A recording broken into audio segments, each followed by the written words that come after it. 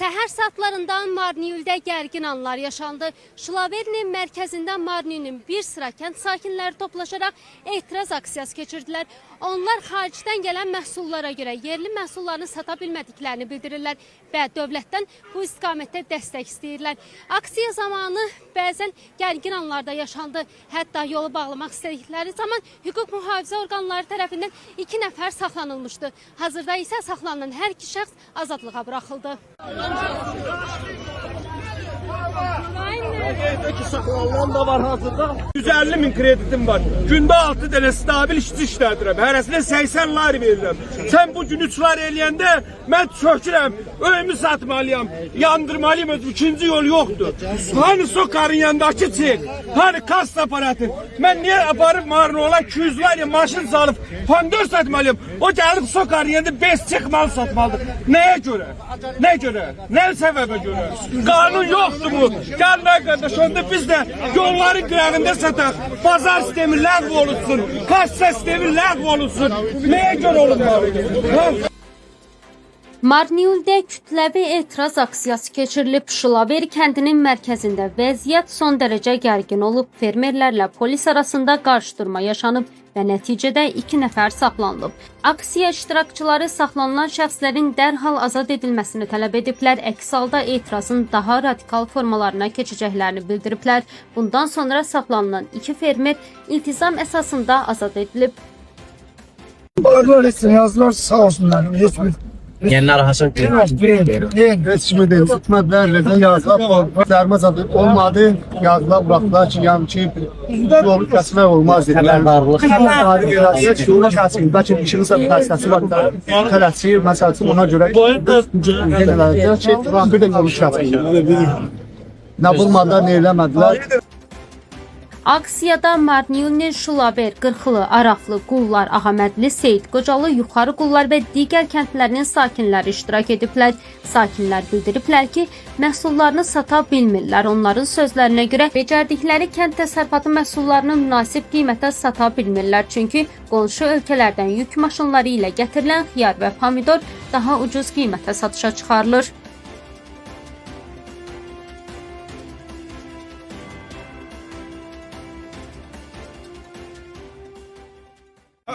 Buradan sattığımız, buradan elimizde qəhpiyə satırıq, qəhpiyə. Bu nə fason olur? Mənim 500 minlər borcum var, bir dənə tək ailə yəsiyəm. Kimə verim? Heç ailədə gəlmir, vallahi nə qədər deyirik, nə qədər olur, nə qədər olar bu iş. Bizim istəyimiz var, bir ay 10 gün adam alsın, məhsulumuzu sataq, yox. Bizim ayrı istəyimiz yoxdur. Ne olar burada, ne var ki burada? Dəqiqədə bir mənə bankdan zəng alıb. Bax bu dəqiqə zəng alıb. Gətir, mən nə ilə verim? Aha bax bu bankın nömrəsi. İmkan vermirlər, gətirib doğru. İmkan vermir. Mən 500 minlər borcum var. Mən nə ilə verməliyəm? Ayın dəfələrlə o birisi də bu kəsdi. Gənə hə olmadı. Gənə gətirib. O da bax gedin orada çəkin kamazlar götə elənin. Bir də yanıb hələ kamazın. 50'si yanası. Bir də gördün yandırdıq. Mən kimsinin nə fərqi var ki? Yaşadın nədir, yaşamadın nədir? Problemimiz odur, məhsulumuz qalıb qapıda. Yalandan krediti verirlər əkin-ək.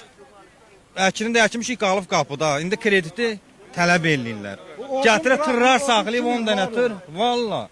10 maşın odun yandırmışıq. 1500-2000 lardır. Onlar da gətirəndə heç olmasa Rastamoşki qaldırıblar. 3 lar gətirib qoyublar. 3 lar ilə indi gəlsən 3 lar onun bir dənəsinin rastxodudur, bir dənə iştilin. Aksiya iştirakçıları xarici məhsullara rüsumların artırılmasını və yerli istehsalçılara daha çox dəstək verilməsini tələb edirlər. Bizə də seçkidə gəlir. Gəlsin bu millətlə bir maraqlansın. Bu millətin hər ön krediti var. Doğru müəllim. Merimiz. Problemimiz o ki, aqarotumuzu satamırıq. Qapıda qalıb Azərbaycan gətirib doldurur. Azərbaycandan gəlir, Özbəkistandan gəlir. Türkiyədən gəlir. İrandan gəlir. Gəlsin, qardaş sözümüzü deyək. Hərənin də 100 min krediti var. Hərənin də 100 min, bəli. 100 min nədir? 100 min göydə çox. Aysa. Gəlsin işte Öz məhsulumuzu satmalıyıq. satmalıyıq. Heç olmasa o Azərbaycandan, Türkiyədən gələni biraz da dayandırsın, bir ay dayandırsın, məhsulumuzu sataq, kreditimizi ödəyək. Kənd təsərrüfatı malları onunla məşğuluq. Bu aprel-may ayında xahiş edirik. Dövlət rüsumunu biraz qaldırsınlar. Xaricdən gələn mallar bizim malın qiymətini qəpiyə salır. Bizim hər birimizin də banka borcumuz var qardaş. bankla bu kənd təsərrüfatından məşğuluq. Bizim xahişimiz dövlətdən odur ki, bizə kömək eləsinlər. Biz malımızı normal bir qiymətə çıxardaq, normal ehtiyaclarımızı qarşılayaq. O cümlədən bunu da qeyd edeyim ki, bizim məsələ bu kəndlər əkinçiliklə məşğuldur. Hansı kəndlər ki, təsərrüfatla məşğuldur, onlar da hamısı hər gün gəlirlər, 100 nəfər, 150 nəfər işləyirlər. Müraciətimiz də budur ki, xahişimiz, yəni bizim belə buraya yığılmağımız, indi furalarla pomidor gəlib, bizim də öz kənd təsərrüfatımız indi çıxasıdır pomidorumuz bizim. İndəndən 3 olar ya qiymət qoyublar. Burada hansı kəndi sakinlər iştirak edir? Burada Qırxılıdan üzü bəri, düz bax Arafılı, Ağamlaqlı, Qayabocalı, bütün bu kəndlər. Fermerlər Mardinli merinin hadisə yerinə gəlməsini tələb etsələr də mer onlarla görüşə gəlməyib. Bundan sonra etirazçılar etiraz əlaməti olaraq yolu bağlamağa cəhd ediblər ki, bu da hüquq mühafizə orqanları ilə qarşıdurmaya səbəb olub. Daha sonra fermerlərlə merin müavini Georgi Qodabrelidze görüşüb və onlara məsələnin araşdırılacağını, həmçinin müzakirə üçün meriyanın binasına gəlməyi təklif edib. Siz tərəfdən 5-6 nəfər kim olacaq, inisiativ qrup ki, biz bir yerdə oturaq, söhbət eləyək, həmən o problemlərin içinə yetirək. Ona görə deyirəm ki, həmən o 5 nəfər inisiativ qrupu yaradın, harada biz bir yerdə oturarıq, sizin probleminizi qulaq asaq, sonra da içinə yetirək. Yuxarıda bildirmək lazımdır ki, bizim parlament bilsin əsas bu. Mən sizə nə deyirəm ki, sizin yanınızdayam, buradayam. Uşaqları buraxacaqlar, ondan sonra biz yıxılaq. Əraziyə gələn müxalifət nümayəndəsi Aqil Mustafayev bildirib ki, Mardin merinin hadisə yerinə gəlməməsi hörmətsizlikdir.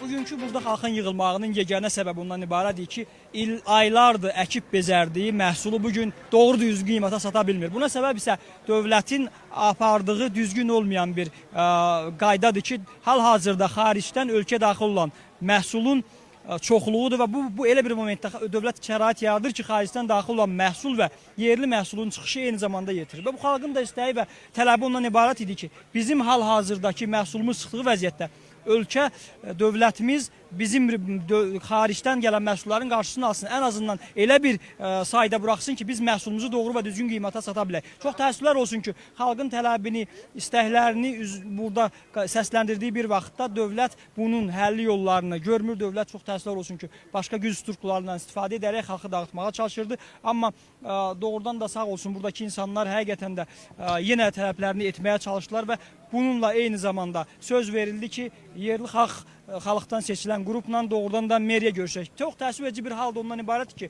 xalqın seçdiyi mer hal-hazırda xalqın tələblərini, istəklərini yerinə yetirdiyi, yığılmaq üçün məqsədinə yetirdiyi bir yerə gəlmir. Bu, öz-özlüyündə həqiqətən də xalqa qarşı bir hörmətsizlikdir və mən ümid edirəm ki, doğrudan da bu hadisədən belə dövlət və yerli özünü idarə etmə məmurları bir misal alacaqlar ki, xalqın lazım olan vaxt onların yanına getməlidirlər. Və hal-hazırda da ki, 2 nəfər həbs olunmuşdu, bu insanlar buraxıldı və düşünürəm ki, əgər bu insanlara yenidən çağırılsalar, yenidən hər hansı bir cinayət şaşılsa, biz lazımı qaydada onların vəkillər lazım şəkildə və hüquqi tərəfdən onların yanında durmağa hazırıq. Fermerlər qeyd ediblər ki, bir neçə gün gözləyəcəklər. Əgər məsələ həll olunmasa, etiraz aksiyalarını yenidən davam etdirəcəklər.